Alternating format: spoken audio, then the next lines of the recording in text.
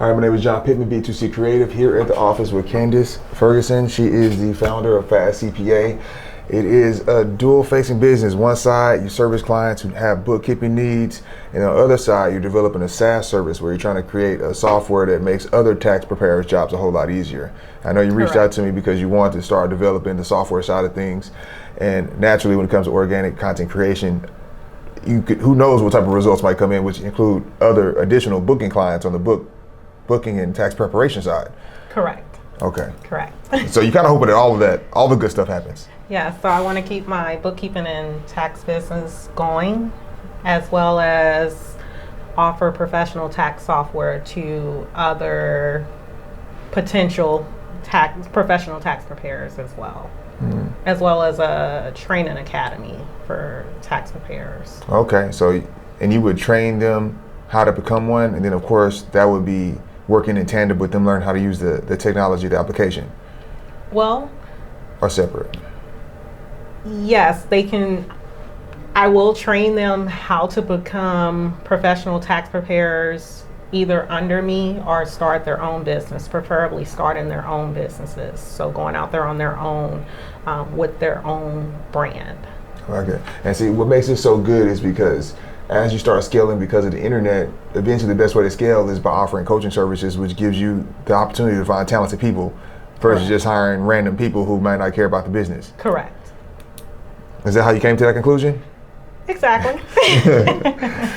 All right. Let's go ahead, recap some of your goals across both these verticals really quick. So the client-facing tax services, what are some of your goals right now with that? More clients, different types of clients? As far as the client-facing tax services goes, I do want to build my bookkeeping and tax business, but by hiring tax preparers to work under me, I feel that would expand my business. I don't necessarily want to be the one preparing the tax returns.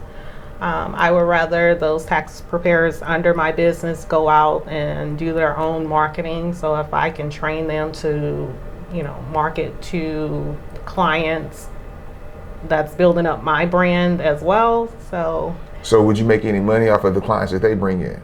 Yes, because it's all up under my EFAN. So it would seem that if you did bring in some tax preparers, they wouldn't have clients from the get-go, which means you would have to have an overabundance to make sure that they have enough to eat to get started, or how would that work? They're it's gonna be their business, right? Immediately. It's gonna be their business immediately. So they're gonna be responsible for having their own clients, but I'm giving them the opportunity to be able to e-file those clients. I'm giving them the opportunity to be able to offer bank products to those clients, so they can offer cash advance to those clients. They can offer those clients the option to pay for those fees for tax preparation through their tax refund. Normally, if you were to go to someone and have them prepare your taxes, either you're going to have to pay them up front, or what options do you have for a normal tax preparer? Is it very easy to get clients once you become a tax preparer? No, you have to get out there and market. It's all in who you know in marketing. A lot of people are not good at marketing, right? I know a lot of people aren't good at marketing. Those people are not. I'm not saying that I'm perfect in marketing either, but a lot of people aren't good in marketing. But I just feel you just have to get out there. So last year I went and did like a lot of goodie bags and just going around to like different companies within Sugarland and in my area. What if it was like a big burly man? Do you think that works for him? As far as marketing? Dropping off goodie bags at the offices? Maybe not. With a deep voice and a nappy beard, it wouldn't work. Maybe not. I would. What if those are people that sign up for your marketing? Okay, maybe not. Maybe not. No, I'm just proposing all these solutions because I mean, this type of pipeline, I've seen it before where it's like, we can get people the skill set that I have right now, and then they can be making money, but then you don't realize how good you are at stuff that people aren't. So it's like, well, I might have to generate enough clients to where, bam, I could offload them first. I get what you're saying. I totally get what you're saying. And I think that helps from a case study perspective on bringing tax preparers also too. I get what you're saying. Especially the people who can start affording the services and stuff like that you want at that price point. It's like, yo, I was able to do this. I was able to get 10 clients. Honestly, I can't handle it anymore. I don't want to. Exactly. I need you on board. But that's all I'm saying. What are some of your goals for the client-facing tax services? But I got it. Get tax preparers. They get access to the client service tools that you have. And for me, okay. So as far as the tax preparers go, like I want to build my business. For me this year, it wasn't necessarily about like, oh my gosh, I want tax clients. I need to expand. My focus this year was, I'm sitting for CPA exams. So my focus was primarily like, yes, if I get tax clients, that's great. I still work a full-time job. So I didn't care if I got tax clients one way or the other. Mm-hmm. And so it's still, for me, that's kind of still my mindset right now. Okay. I don't necessarily care if I get them one way or the other, although that's probably kind of bad. No, not at all. But so your audience is tax preparers right now. That's it. Yeah, but for me, like, it's not gonna make or break me if they don't get tax clients. It's gonna make or break them because it's your pockets that you're lining at the end of the day. It's like you're not necessarily hurting my pockets because you don't get tax clients. Like it's a side hustle for you. It's extra money for you. Yes, I'll benefit, from you getting tax clients, but at the end of the day, I'm trying to help you get extra income by being able to offer a service that you typically can't provide on your own. Mm-hmm. Without going through, jumping through the IRS hoops. Mm-hmm. So I'm trying to eliminate you jumping through the IRS hoops by just, opening up that door for you right now. Mm-hmm. So. Okay, so now you got more of a customer journey that is only tax preparer focused from mm-hmm. beginning to, okay, now I need to get clients. Now I'm getting so many clients. I need to have software to make my life easier. And it's how I scale, and you're able to kind of like, monetize each one of those segments. Correct. Now, as far as the tax software side goes, now the tax software is just for EROs. So you have to have you got to explain what ERO is. You can't just drop an acronym like that. So you have to have your EFIN, so your You can't define an acronym with another acronym. So you have to have your electronic filing identification number with the IRS already. In order to purchase the tax software directly from me. So basically you have to be a me. Okay. So you have to already have passed the background check and everything with the IRS in order to purchase software to e-file with the IRS. Right? So that's the only way that you can purchase that software. That's the only way that, legally. Legally. Mm-hmm. Otherwise. Why is the software why is it gated like that? Because you can't e-file unless you're... Oh, because the software would take you directly into the IRS system, essentially. Okay. Yeah, exactly. So that's the only way you can purchase software, and that's any e-filing software. Like you have to do a background check and everything with the IRS. Even with TurboTax? Yeah. TurboTax, you got to go through a background check?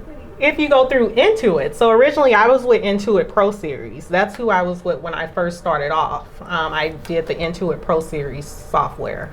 And then this year I switched over. I'm offering OLT Pro and then TaxSlayer. So those two softwares, it's still the same. It's just, a different brand, a different company. But what was the name? Intuit? What was the name of that? Intuit. That's it? Intuit Pro or something? I did Intuit Pro Series. So Intuit, they also have TurboTax, but they also have other brands besides TurboTax, Pro Series, Pro Series Connect. Like Intuit has different brands. They're like a big umbrella of brands. Mm-hmm. And so because of TurboTax, which is a big name, like when I first hopped into the tax industry, like I've been doing taxes for years and years and years, and I've always used TurboTax, right? Mm-hmm. Everyone used TurboTax, and I was doing brothers, sisters, cousins, everybody, the family. I'm buying TurboTax desktop software, and I'm doing everybody's taxes with TurboTax because that's all I knew. So when I started my business last year, I purchased TurboTax software. I purchased Pro Series the professional software. And that's what I instantly did. And that's because that's what I thought. Like, oh, that's the tax software you need to buy. Yeah. Like, I didn't research anything. I just going to the next layer. Like, it's time. Like, yeah, I got to go into it. I hated it. Like, I just hated it. And so I started looking into like, well, next year I'm gonna look into getting a different software, another software that's user friendly. And so that's what I found. Okay. And so now I decided that I wanted to also brand that software and then sell it to other tax preparers as well. Okay, and that's OLT Pro. OLT Pro and TaxSlayer. Collectively. It's two different ones. But so when you go about selling them to a client, how do you decide which one gets what? It's based on the client. They can decide which one they want. But TaxSlayer has certain rules that if you've had their software in the past, you may be stuck on one of those, those non-compete clauses where you may be stuck in like a 2-year commitment where they probably they sold their company, I guess, or something. Where if you were with them before, if you were with them directly, you can't go with them under someone else. So then we'll have to switch you over to OLT Pro for 2 years. Okay, so TaxSlayer is number one for you though? Is TaxSlayer your primary? That's your favorite? Yeah. I like TaxSlayer and I prefer to put people on it, but if not, we can put you on OLT Pro or... So that means you're dealing with tax preparers who have already launched in the field and have already tried to use the software, I guess unsuccessfully, if you're talking to them right now. Yeah, so, well, the thing is about the software, we're trying to get you the lowest fees. We're trying to, that's the goal, is to get you the lowest fees. The lowest renewal fees on software. So I need to go out there, market to, different companies and just try to save you money on your tax software fees. Do you feel like there's a big opportunity for this on like the corporate B2B level and kind of figuring out? And as far as corporate level, I'm not sure, because I feel that corporate level, they're probably going to be using more high-end software. Something that's probably like tied into other operations that they have going on. Especially like with my full-time company that I work for, we don't use that.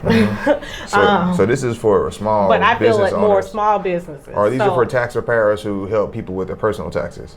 Yeah, more individuals. It also does, corporations too. But I feel so, like, how you ride around and you see the small business offices where they have like cash advance $7,000. I feel like when I do my marketing, I'm probably gonna like go to those businesses. I hope they don't have no soliciting, but I plan on going to those businesses that says like cash advance is $7,000 at those, and try to see if I can sell my software to those small businesses. All around Houston. Okay. Because I feel they would be using those kind of softwares. Okay, and they're trying to make every single cent they can off of transactions that are predictable. Correct. And those are the ones that that's how you make your money, because with this software, the bank products, the companies that offer bank products to tax preparers, where they're trying to get them to get the loans, or they're trying to have them. So there's advertisements in their software that the banks are powering? There's advertisements. Okay. Yeah. So that's how we make our money. If the customers get the loans, the cash advances, if they. So you onboard the client in the software, and then once the clients are kind of using the dashboard based on what you do for them, that's when the banks go ahead, take over the reins and start marketing to them, and then you just make a fee off of that? Well, no, we're making the money by them offering cash advances to the customers or having them deduct their fees from their refunds. Okay. So that's how we make money. Okay. So if a customer chooses to pay up front, we're not going to make any money off that. But if they're offering the customer like, the loans and, we'll take the fee from the refund, that's how we're. Okay. And then the thing is, when you sell to all these offices, every time they sell these products to the clients, like that's consistent income that you're getting. So every single year that they're selling to these clients, you're constantly getting that income every single year. I got it. Cool. So, bam, lock in Taxpreneur. Because I think definitely when it comes to creating content, it's like figuring out, because you can't talk to both audiences. You can't talk to the people who are trying to book services for their family. They're just trying to get the refund for 3 or 4 kids. No. I mean, or you could talk about how you could go about getting them as a client, which sometimes can get their attention. Yeah, I feel my primary focus would be probably the software side, and every now and then dipping into the... Because I even think what you talked about today, even like going to the cash advance, like recording that's dope. Because like now you're giving these tax preparers, because at the end of the day, you can just give out all the game. Nobody's gonna be in the same exact zip code or go about and look like you do and do how you do it. But by creating that content, then you can start drawing in that target audience, and then now they're clicking the link and figuring out how to get to your webinar funnel and stuff like that. But you dropped some good plans out there. You dropped the goodie bags, the loan place. These are just things I think about, though. I know, exactly. I mean, that's what all it is. Like, you know, because right now everybody want to figure out how to make money. You know, so it's like on one side it's like this software helps you save money, but then that's the defensive strategy. But then like you have the offensive strategy too. Like the offensive strategy does well on content. Bam. All right. So OLT, Tax Slayer, that's really the service. That's what we'll be leaning into. Lower software costs for clients. I mean, you can always talk about, you know what I'm saying, if you're a tax preparer, these are the 3 different ways you can make money. And like tax preparers who are already, they're gonna watch it to see if you're right or wrong. That's always good. People are always trying to like hate, but that hate is engagement. And of course you got other people who probably just got done paying their taxes and it's like, you know what? Because we're like, yo, these are 3 ways a tow truck driver makes money. Like I'm gonna listen. I'm not gonna be a tow truck driver, but you know, I need to figure out what you guys are doing so that I can play defense. Exactly. All right, cool. So let's look at social media. So recently, Instagram ended up switching their grid format. I don't know how much you've been on Instagram and much and understand. It used to be squares back in the day. And so they adjusted this and they took it to a 4x5 portrait dimension, which I think is like 13 by 1500 pixels, which has made it harder for people to look at the grid and take in the content you used to post back in the day. So now when you post content going forward, you need to make sure it fits this dimension. And this even goes to when you like make a reel, making sure you create a cover for it that fits in with these dimensions. Because when you think about how somebody visits your profile, they may come from a reel that posted or somebody tags you on something, they come here, they're gonna look at it in its entirety first. Cut off. Huh? And it's just, so that's why everything's cut off. The way the human brain works, it's almost like if somebody's wearing mismatched color socks or, you know, somebody's side of their hair is not combed right. It's just like the human brain it won't take you serious. You know what I mean? And like the people that you want to take you serious, because they understand. Because all the high-performing people in the world, they're all OCD, and they all pay attention to small details, and they pay attention to everything. So it's like, you can't throw yourself out of the ring by not doing those things right. Even though it doesn't make you $1, it doesn't, but it hurts more than it doesn't help. So with these right here, that's why I was saying kind of like, go ahead and start archiving some of these. Okay. Especially the ones that are out of frame. Secondly, if you click on them, that's actually, that post did pretty well. Well, that's someone else's. Oh, okay. So that was I know that group, the Boston Networking group. So you gotta get you some headshots so those things don't come in blurry like that. But yeah, I think click on this one. Another thing, we can't post single posts. What you mean? Like if you're gonna post like a static post, first off, is this just a repost from Facebook? Did you post on Facebook and have it automatically post on Instagram? Yeah. Let's not do that. Okay. Like I think all my posts come from. I know. That's each platform you post to it individually. Okay. They don't say, it just doesn't help for some reason. And in fact, I think it could be disadvantageous too, because you post on Instagram and it's just not getting seen to the right audience. Okay. But if most of your deal flow is on Facebook, by all means you can focus on that. But I think don't nobody engage on either platform. Anywhere. It's fine. Can I hear it? We offer bookkeeping and tax services to individuals and small businesses. I'm here to answer some common questions about our services so that we can get to know us better and see how we can assist you in the future. Did you post this after I met you? I think I remember this popping up after I met you. You said this is what your daughter was helping you with. Is that you can access our services. It's on my website. I like this idea. I like the idea of it all. This is my favorite post all over. So we'll reshoot a video just like that. Okay. This is real. So I received a question like from a this a lot. tax client that Needs I captions. Everything needs captions all the time. numerous of times Before you in post. the past few Because a lot of years. times, how many times I you can watch just delete this one. I've been doing or you can just taxes repost for it. I don't know if you still on your camera roll. now. So this is I don't know if it's still on your camera roll, but you can just send it through a captions app. Okay. My ex is letting me file my daughter on my tax return. But that's good. That's really good.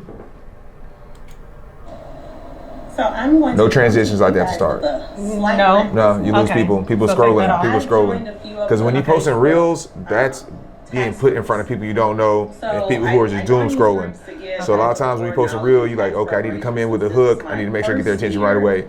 Especially a lot of outdated social media marketing strategies. They want to have like a logo flash real quick or all these fancy restrictions. It's like, bam, you come in like, are you a dad trying to figure out how much money you're getting from your taxes even though you don't have the daughter in your house? Let me tell you how we're going to do this. It's like, okay, wait, hold up. I plan on having kids, let me stop. Hashtags really haven't shown to really increase reach at all, so you could be... Some may come at don't put the hashtag. Yeah, honestly, put a couple of them so that way that people, if they ever want to binge watch your content, it's been categorized a little bit more. Okay. What's more importantly is just in your description, making sure you use the same words all the time. So, like me, if you watch my videos, basically my hashtags for my stuff, at least for my business. At least that you can do like Houston taxes or something like that, but really it's in the description. You know, like as you're writing out your captions and even the text you put on the screen, because I like to put the text on the screen within the video, within the social media app, because they use that in their AI algorithm to figure out how they're going to put your content to certain audiences. Now, it's a great opportunity if somebody isn't using the words that you're using yet. So, tax prepare, like honestly, you should be using that every single time you post a video. Tax prepare. What you mean? Or tax like prep. saying it or putting it in the video? Everything. Like if you look at my stuff, it's gonna be some type of bartending in all the videos. Bartender. Oh, okay. Bartender. It's on purpose. Well, not that one. Bam. Bartender. Bartender. Okay. Bartender. Even when I'm talking about something else, I figure out how can I tie it into bartender, because at this point, it's even my name, of course, but it's like that's how I'm able to make sure that I'm hitting the same audience all the time. Okay. Because you got to realize people are getting bombarded with content, and you know, you want to make sure you also hitting them from a subject standpoint, but then of course having your face pop up. That's something I realized TikTok years ago. Because TikTok, you can't even see the names. Do you use TikTok at all? No. TikTok is just like one long, infinite scrolling video feed. And you can't even see the usernames or something like that. Versus Instagram, you can kind of see whose stories up there. You can kind of pick who you want to, you follow. Same thing with Facebook. TikTok is just straight content. So the only way that you can get somebody to recognize who you are really quick is to make sure your face is the first thing that shows up and you're hitting on the same topics. Because if I started on video like this is how you should go about going on your first date, I'm probably not gonna get as much engagement because everybody's like, yo, we're here for bartender content. Okay. And so now you gotta start developing that audience of tax preparers, finances, finance strategy. And honestly, certain words have been used too much. Honestly, these things don't do well at all. Okay, so take those down. Honestly, I used to do social media management for a bar, and he like post a flyer. I'm like, just look into the phone and tell people what you want to do. Like you can literally see. So do like a. Yeah, you can see the engagement. Like this post will get seen by 13 people, but you do a video, you know what I'm saying, 500 people saw it. So it's like just that alone, whether who likes it or not, you already know a video is going to be more effective than a flyer.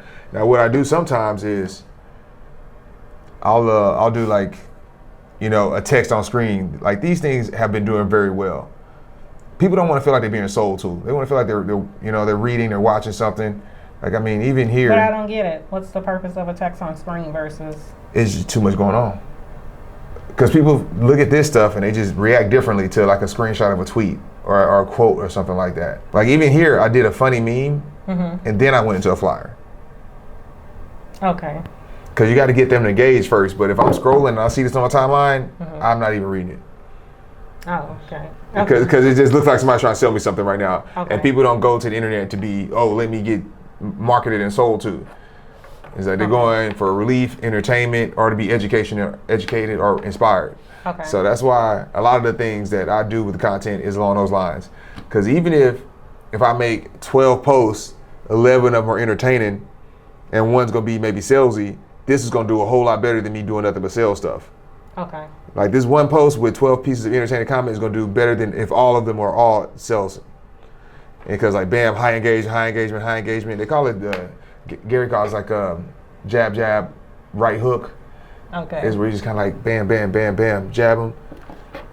Alex Hormozy, I think he has a ratio of like 70% entertainment, play, 20% education, 10% call to action. So that's basically just delete everything. That's what I was telling you. That's what I was like. That came over from. What type of phone do you got? Don't talk about my Android. I'm just asking. Don't talk about my daughter already talked about my Android. She told me to take pictures and stuff with the iPhone. I was asking. I just wanted to know. Like, I just want to see what you're working. So that was recorded with the iPhone, and that was probably recorded with the iPhone. Yeah. I think the videos were recorded with the iPhone because that's what she said. Okay, that's good. But I mean, it's not even the quality. It's just the structure of it is what makes it good. You know, this is personal. It's in the bed. You're talking like you're about to tell a story about something that just happened, which you did. And you probably just you probably didn't even think nothing else. Like, let me just try to create some content today. And that was actually the best content you had on here. Yeah, I have some. Like I have videos, but So all of these. There's also with the algorithm. I need to cut them down. The algorithm, it has different tranches of how it pushes your video out based on how long it is.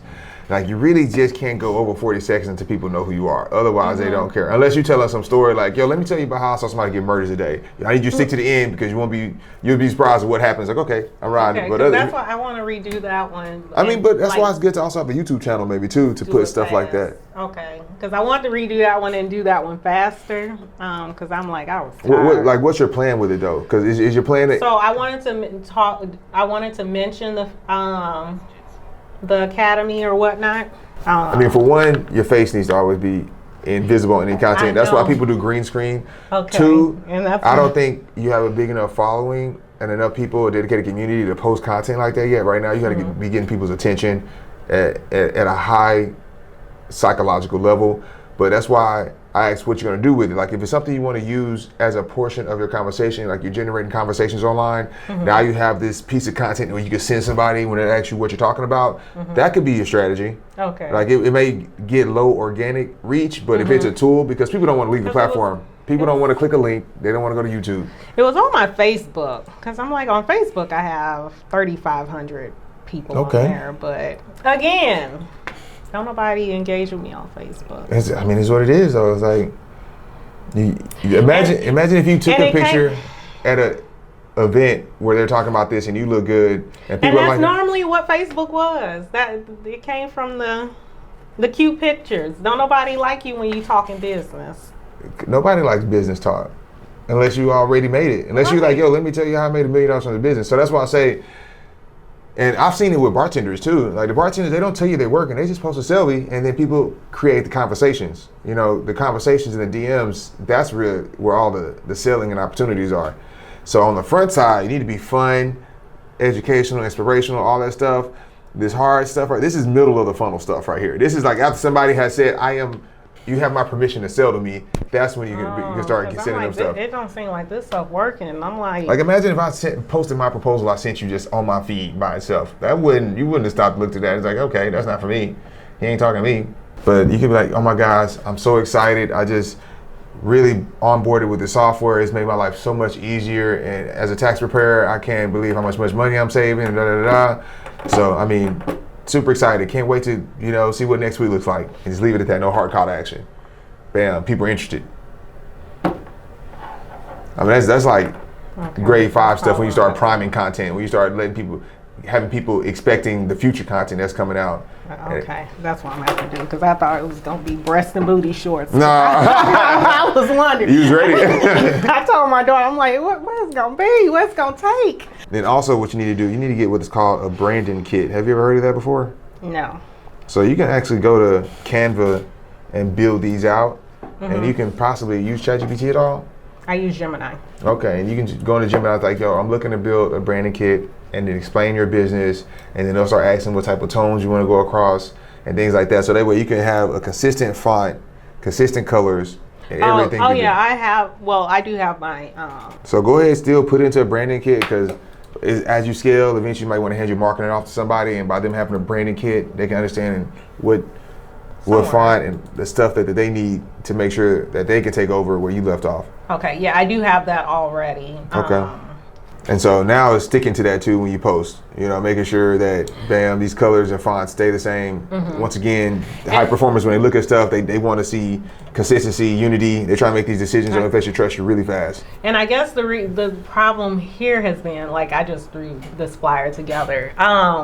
And I don't know, like, is that a good idea to market 2 different businesses on one page? I mean, that's why I was brought up the earlier thing. Like, if you're gonna go after tax preparers, then you have to make that be your brand. If you want to create a separate page for Fast Launch, you can do that. And then your community that you already know probably has no tax preparers in it, but they have people who need their taxes done. So that's why you can keep this page for them.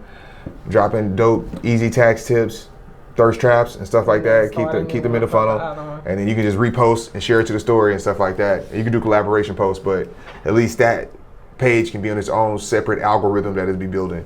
Because you might have seen that I have several pages, and it's because my audience, I've realized that, bam, some of them are bartenders, some of them are bar owners, and some of them are bar, investors. So there's different, and some of them are influencers who like to create foodie content. So I have to have different tones for each one of them. Okay. And I mean, now even with small talk, that's something like, these are just entrepreneurs that don't even know about hospitality. So a lot of times me posting about this inside bartender jokes could really alienate them. And if they don't like my content enough, then it'll start popping up on their feeds. Okay, so I will create a second one then. Because I like to use Instagram like a website. It's like you go to a website, just like they have these different tabs right here. That's how I do my pages right here, based on who I meet and how I deal with them. Okay. So. Okay.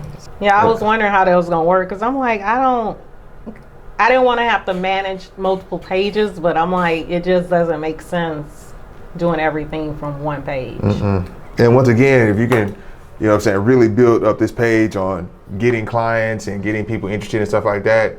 And you know how personal injury lawyers, like say take Jim Adler, Texas Hammer, he doesn't even take cases anymore. He just gets people to send all the information to him, and he sells the leads. And then And so it's like, because it slows you down at a certain point. It's like, I'm better out there getting all the leads. Like if you are out there at the cash advance loan places and handing out goodie bags and you're getting all these clients, it's like, it's better for you just to keep doing that and just pass them off to somebody. Right. And I feel like with selling the software, that's kind of like, I guess that's kind of where I'm at with like my business. Like I just started it, but at the same time, it's like, it's a lot. And so it's like, I don't necessarily want my business to go down the drain, because I do have my, because bookkeeping and tax alone, that's two separate businesses right there. Because, you're dealing with individuals and taxes, but then you're also dealing with businesers and their taxes. Bookkeeping sounds tedious. Yeah, and because that's a year-round service to businesses where you're keeping their books. So I do, I have my bookkeeping clients too. So it's like dealing with that, and then I'm working a full-time job, and so it's a lot. And now I'm trying to branch off and then do the whole selling of the software. So and now you can do this and not take on any more clients. Like this is just a pure case study. This is you just talking about what you know. Because at the end of the day, like I'm doing this right here, eventually you're gonna get a tax preparer who knows nothing, and he's like, yo, just go learn. Like I put it all out there. I can't sit down with you 3 hours because I'm busy doing this other stuff. Once you go through all this content, come talk to me. And that's how I feel with the tax preparation. I'm like, I feel like, yes, I'll let these people come in under me, and teach you the game and let you file taxes. You fail, that's on you. If you want to get out, that's on you. I ain't losing no money. I ain't losing no sleep. That's on you. If I get some extra money from you, processing tax returns, cool, win-win, that's fine. If not, and I understand that point, but what I'm saying from a sales perspective is to have them even pay for this software, they want to see that you did it. They want to see that you are getting clients. They want you to have to be aspirational. They like, I want to be like her. I need to be like her, And cause that's where we're in social media now. Like now, social media is like people can go down. They can see everything about you now. And that's the thing. But my money doesn't, and I know that's how it is. But it's like my money doesn't necessarily come from, like, yes, I get money from tax preparation, but my money comes from the bookkeeping side of it too. And that's where I'm like, Like tax preparation is good. And I mean, and I'm not saying that you have to go out there and make the money, but I'm just saying like, you gotta make it seem like. Not even that. You gotta establish yourself as a thought leader. You know, you got to have people who listen to your content, they've taken some of your content and put it into action, and their life has gotten better. I know.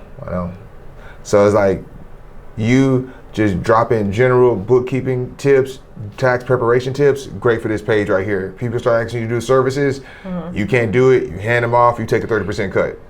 That's all I'm saying. And I've, like with the bookkeeping, so which I found the firm that I'm working with now that's taking my bookkeeping, doing my bookkeeping for me. That's what's up. On the back end. So that oh my gosh, that's been a blessing. Even me, and I pay them. Even me, I'm trying to find video editors to outsource, and even that is a job in itself. Just finding somebody to pass the work along to. Yes. So it's like if you got people that you mess with, now it's like, yo, I can help you with your bookkeeping. Yes, I you got too many clients, I can figure it out. I found a company take a cut in that way India, too. Like that's that I pay, and they do the bookkeeping, and I still can do everything else and still work my full-time job, and I'm like, it's perfect. Because they need you, because they can't go out here and just get a whole bunch of clients in America. They need an American out here on the ground handing out the cookies. Yeah, and so that's, oh my gosh, that was godsend. I found them, and I was like, yes, and they start working. I started with them. This has been my first week, and they've done good. And I was like, oh my gosh, I don't know where y'all been. So, but it helps, and it's like they're super cheap. So what I make monthly. Like, yeah, it's a fraction of that. Like, I pay them. I'm like, I should have, yeah. It's a lot though. I'll get out there and I'll start doing more videos. I mean, that's what we're here for. Like, you don't have to make any videos until we have our first media day. Yes. I'm gonna try. You gonna have to help me out. You gonna have to hold my hand. It's easy for me. You gonna have to hold my hand, because I'm like. Because this can be like your personal brand page, you know what I'm saying? Bookkeeping, tax prep, Q&A, you know, out there attending networking events. And that's what I got to do too. I'm gonna get out there. Because I mean, social media works so much better when you're also out there in person and you meet somebody, they go see your page. Because you meet somebody, put an impression on them, they're gonna go see your page. They're gonna go binge it the next day. And you need to make sure everything is nice, neatly tucked away. I gotta get outside. Did you get a chance to go down my content funnel at all? You're on your page. Did you like click links and go and see other stuff? See how like everything's just bam, bam. I did. And I was on your pages last night. See, I get notifications too. Because then, as I start seeing who clicks on what, then I know how to like, okay, how can I start steering my content? Mm-hmm. So how do you keep everything organized with all these different Because it's the same thing, same science. It's just with different people. I mean, really, Speed Rails is going to be the one that's going to be my $1 million play. Now, in order to keep everybody paid, I have to like provide those same services elsewhere, you know? Because I think if I can have 5 to 6 different clients, that can help me keep a media team on retainer. Okay. As it grows. And eventually Speed Rails just needs to grow to where it can like service multiple clients at one time. Now I can be self-sustaining. But I'm in startup mode and haven't taken on investors yet. Okay. So what is Speed Rails? It's like NFL for bartenders. So it's an opportunity for them to show off their talent. It brings revenue to the venue middle of the week when they typically have nothing. Like we was in Dallas on Tuesday, we ended up quadrupling their revenue on that day. The brands, they understand that bartenders are the ones who push their products, so they get a chance. That's like B2B sales basically for them being a part of this event. It's like bartenders, they get a chance to come try out this gin, they like it, they split off into the 8 venues they came from, they talk about this product, they're able to sell it. So being able to do that, of course, in one venue, but then across 16 venues at one time, that's how I see it scaling. And then, of course, it working its way through a tournament, championship, turns into our business version of a conference. Okay. Where we sell sponsor spots, media spots. I mean, since we have media, we're doing live streaming, we can film commercials, charge them for that. And then eventually it's going to be to the point where they can't afford it, to where like, okay, now I just have to replicate your business model so that way I can get complete upside since you don't want to pay, since you don't think it's worth it. Okay. Because eventually it's like, I'm going to have to launch my own tequila or something. And I think that thought process can apply to every industry.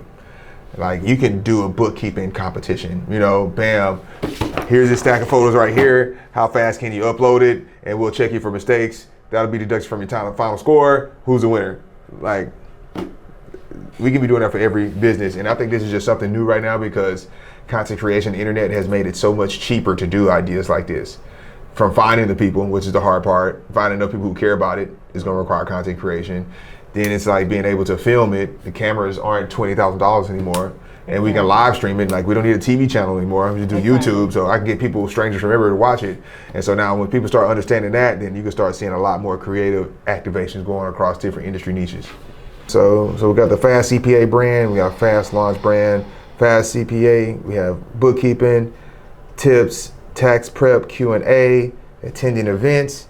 Fast Launch, we'll have tax prep monetization. Software education. Some other things. Client acquisition education. Cookies. Fast loan. And we'll have a personal brand story as well in this Fast CPA. Now, when you do these like media days, videos, whatever it is on a media day, like, is there what do you call it, a script? Yeah, well, I'll give you like some questions and then we'll come in here and bounce some ideas off each other. And I mean, I kind of want to see super organic. Like, there's no teleprompter. And I'll give you like a way for you to kind of answer the questions, which is a lot of times just kind of making sure some context is inside the answer so people know what you're answering, because my question probably won't be involved. Okay. But I'll send you a list of the questions beforehand. I mean, some of the things will be personal, like, you know, what was it like building a business with your daughter? You know, bam, that type of stuff hits people. What's it like being a female entrepreneur in a male-dominated field? What do you think about people who say women can't do math? Like, that shit right there is gonna go crazy. So now, market research. So this is good for us. Can you go to search, type in TaxSlayer? Well, you're sure. Like, everything you post on Instagram, you post on TikTok. TikTok is really good with giving you feedback on if your content is good, because TikTok's gonna push your content out to people. Instagram may not. Seems like she might be a leader in the space. Whoever this is. So I mean, Taxable Quarrel, that's her name. Man, honestly, maybe even with yours, put your name in it too, like Fast Tax Launch Candace, or Fast Tax Candace. Oh, okay. Like, so that way it has make like up a name or. We're like Fast Tax Candace. I think that's good. Fast Tax Candace. Okay. And then look how much personal brand stuff she has in here. Look how much of this stuff has nothing to do with taxes. But that's when you start talking about your content pillars. Like, okay, what are your hobbies? What are the things you got going on? Especially if you know your target audience is women. Like, go drinking matcha. At the same time, though, I can see why she's not blown up yet. Too much fluff. Because she's just posting too much? Yeah, too much. Like, it's irrelevant. But it allowed her to get here. But she probably got here. One thing I like about them is you can kind of. Jesus Christ. Yeah, I think it's better just from your phone. Because on your phone, you can actually search. Popular? Oh, there we go, yeah. Yeah. Because typically a lot of your videos are going to be where most of your followers come from, single videos. Like, I'll have a video where I'll bring in 2,000 followers. Other videos, most of the videos is like 3 or 4 people. So, bam. Well, at least you went viral for a video about actually doing taxes. Your taxes this tax season, I want to advise you real quick. Go to your trying to see what day she posted this, huh? And make sure She did it in January. January 14th. Okay. Because I mean, when it comes to posting content, you always want to go for relevancy. they put that you did your own taxes, and that is called a ghost tax preparer. Okay. Why are they dangerous? Oh, it's in.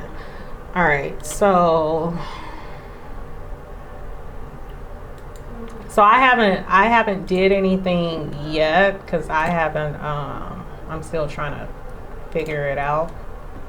but like they already have some of the ads already for you, and they have they have the target demographics and stuff already set up for you.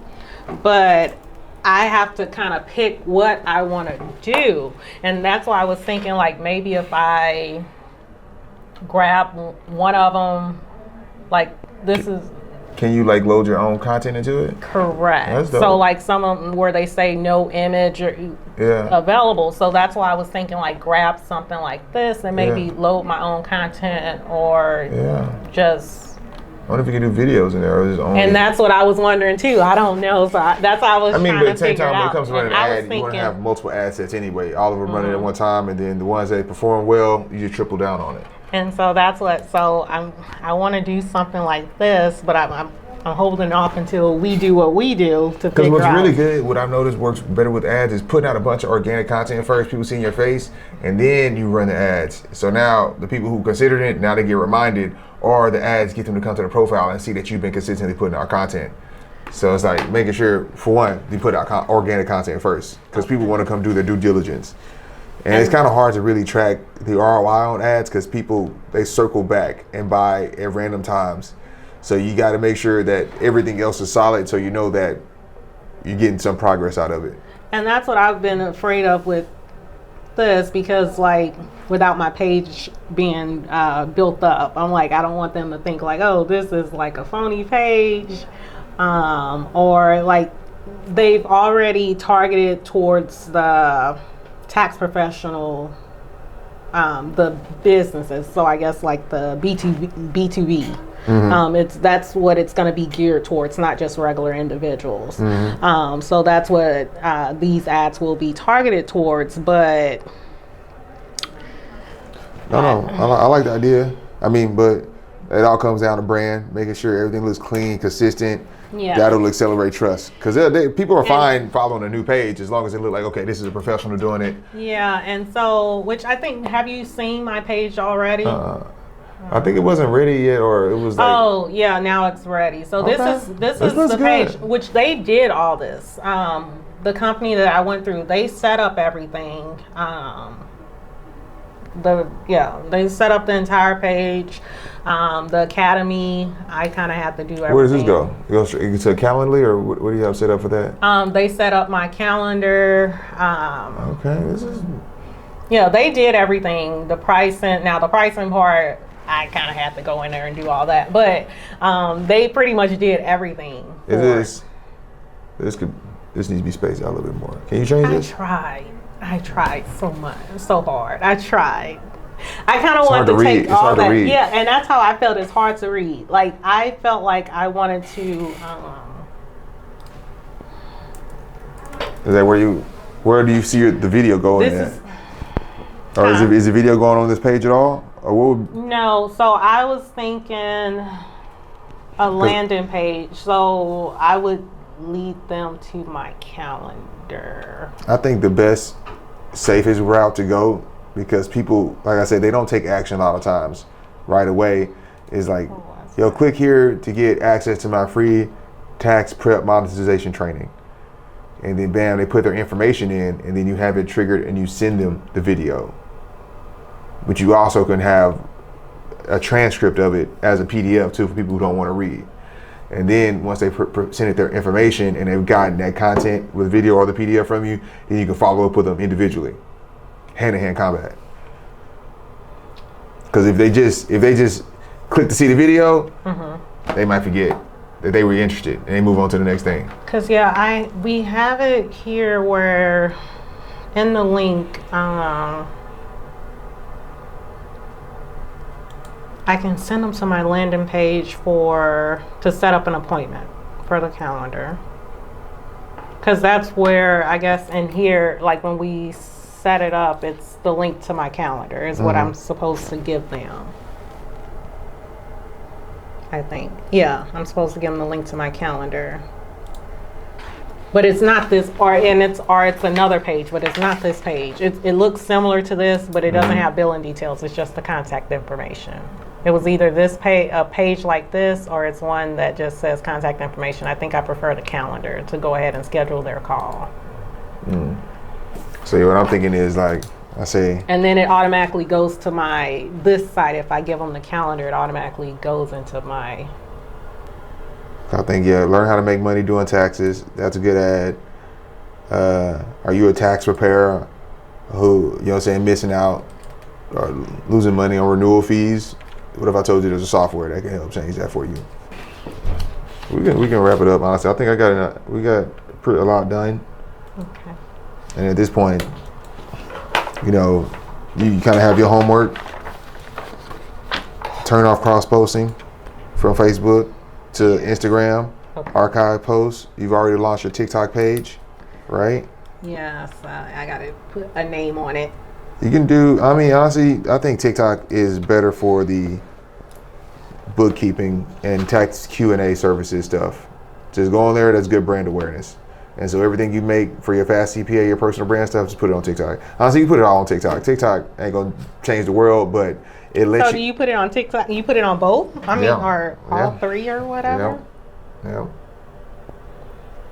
4, YouTube too. 5, LinkedIn too. Hold on, but TikTok, aren't they like little short videos or something? Yeah. Is it like a rule? Like how long they're supposed to be? But some of the shorts, and TikTok, you can put up to videos 20 minutes long. On TikTok? Yeah. Oh, I just thought they were like. But yeah, TikTok, like I said, you can post a video on there and it's gonna push it out to people. And you can see, if you can get 10 likes for every 100 views, then you know you have a good piece of content. And you can also check the analytics, such as the watch time of a video, and see how long are people watching it. Instagram, they need your friends and family to like it first before it goes to the next layer sometimes, which could confuse you on if this is good content or if my friends and family just not liking this. TikTok is like, no, we're gonna push it out. We're gonna see what happens with it. You can go viral on your first video on TikTok. That's not happening on Instagram. Okay. Now, is anybody going? People don't like to leave TikTok though. TikTok is a crack machine. It is. Like I've been watching videos. Mind you, I don't have a TikTok, Yeah. but I get on there. Like I'll start on Instagram or Facebook, and next thing you know, I just been sitting there watching for hours. Yeah, and Videos it's like video after exactly. Somebody video. says something nice, you're not about to go click the link and go down the hole. You're like, nope. What's the next video? What's the next video? But at the same time, it lets you know that the But it content is keeps good. giving you the same kind of content. Like It knows you better than you know yourself. But you can take how your videos are performing over there from a conceptual basis and bring it to Instagram. It's like, okay, now I know this content is good. Now we can run ads behind it. Now we can make sure that, you know, I'm putting good stuff in front of the people I need to be put in front of. And then you figure out a way to get their content information and then hand-to-hand combat. okay. Like even when I go to a no city and I got these bartenders who are signing up for these competitions, it only happens after I hit them up directly. Like, you know what I'm saying? I run ads, I get the information, and I still got to send them a message on Instagram, nothing. And then I got to follow up with them on a phone call. Then I'm good to go. Okay. I just got to work harder for money now. Okay. Well, all in all, that is marketing and media session with Candace Fast CPA. She's going to be launching her dual brand for the software so we can keep them separate because these are 2 separate audiences. We'll create some content, brand explanation stuff, and we'll start building out the VSL, your video sales letter. Because if you're going to run ads, you got to point them towards a piece of content because ads are good when it's an irresistible offer. And right now, you can't make the software cheap. So you need to give them something free so you can create that hand-to-hand combat, hop on a phone call scenario. And a lot of times the people won't buy on a phone call, but they might buy 3 months later. But you just got to get the process started. True. Let's get some food. Yes, most definitely.